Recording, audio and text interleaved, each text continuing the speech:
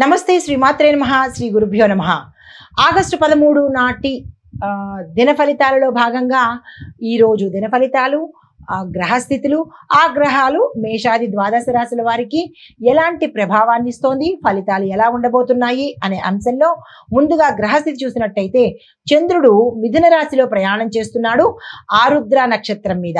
అయితే గురుడు వక్రంగా వృషభంలో ప్రయాణం చేస్తున్నాడు.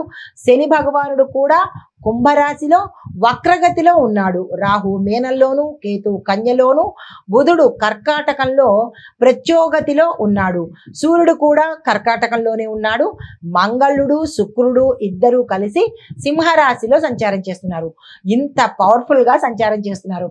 మరి ఈ సంచార ఫలితాలు మేషరాశి వారికి ఎలాంటి ప్రభావాన్ని చూపిస్తున్నాయి అంటే కనుక స్వల్ప గందరగోళాల మధ్య మీ వాగ్ధాటి ద్వారా సానుకూలమైన పరిణామాలు జరగబోతున్నాయి. రవాణా, మీడియా, మార్కెటింగ్ రంగాల వారికి మంచి లాభాలు వస్తున్నాయి. స్నేహితుల నుంచి మంచి సమాచారాన్ని అందుకుంటారు. పుణ్యక్షేత్ర దర్శనం కూడా కనబడుతోంది. మీకు చెప్పదగిన పరిహారము దుర్గా అమ్మవారి ఆలయ దర్శనం చేసుకుని అక్కడ అమ్మవారికి మీ పేరిట పూజ చేయించుకున్నట్టయితే విశేషమైన ఫలితాలు పొందుతారు. తదుపరి రాశి వృషభ రాశి. ఈ రాశి వారికి ఆర్థిక వ్యవహారాల్లో విజయం సాధిస్తారు.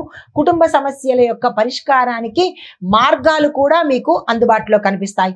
దాయాదుల మధ్య ఉన్న భేదాలు కూడా తొలగిపోయి మంచి శుభవార్తలు వినే అవకాశాలు కూడా ఇక్కడ ఎక్కువగా గోచరిస్తోంది.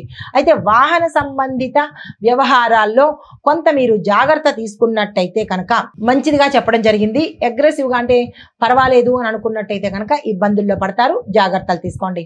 అయితే మీకు చెప్పదగిన పరిహారము ఈ రోజు శివాలయంలో బిల్వ పత్రాలతో మీ పేరిట కనుక పూజ చేయించుకున్నట్టయితే మంచి ఫలితాలు పొందే అవకాశం కనబడుతోంది.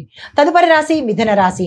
ఈ రాశి వారికి చలాకీతనము, చమత్కారం ద్వారా వ్యవహారాల మీద పట్టు సాధిస్తారు. అంటే అనుకున్నది అనుకున్నట్టు సాధిస్తారనమాట.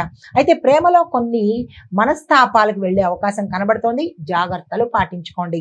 అయితే విద్యార్థులకు ప్రయోజనాలు కనబడుతున్నాయి. ఉద్యోగస్తులకు ఊహించని స్థానచలనాలు, మార్పులు, వేరే ప్రదేశాలకు వెళ్ళడము ఇలాంటివన్నీ మార్పులు గోచరిస్తున్నాయి. అయితే ప్రయాణాలకు అనుకూలమైన రోజు, యథేచ్ఛగా ప్రయాణాలు చేసుకోవచ్చు.